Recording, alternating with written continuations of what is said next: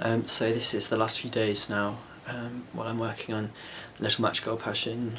We're performing it in a few days, and I'm just finishing off the final things, like some of the final shadow puppets and the last few animations that need to be done.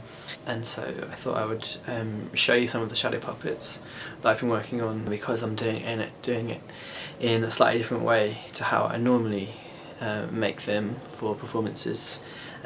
These are a little bit more like objects rather than just cut out 2D shadow puppets, because everything in this show is operated on a table against a screen rather than on an overhead projector. So we're seeing the actual black cardboard in front of the camera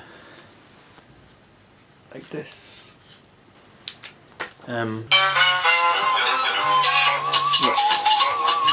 that's actually the producer of the show.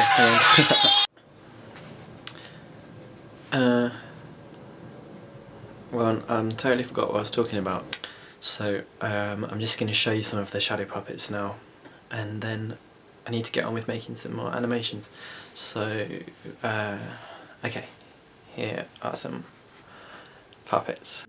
As you can see here, a lot of the shadow puppets, although on the screen they'll look like shadows, are kind of little 3D models.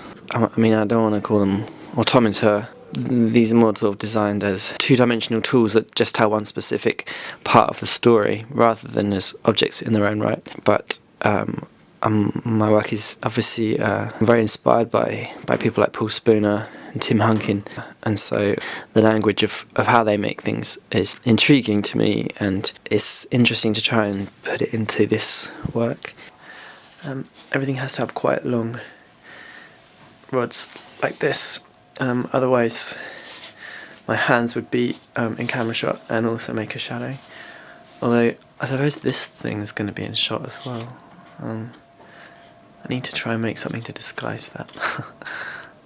I've also in this included some other materials as well as cardboard on the puppets, like these feathers for her hair.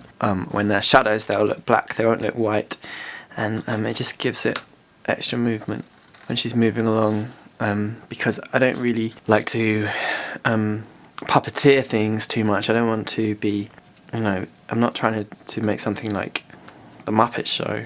I'm trying to make this kind of as quiet as possible, and so, which is also why it's on this little stand, so it's exactly the right height from the table that I'll be operating it on, and then she can just move along, and there's little bits of movement that it gives itself.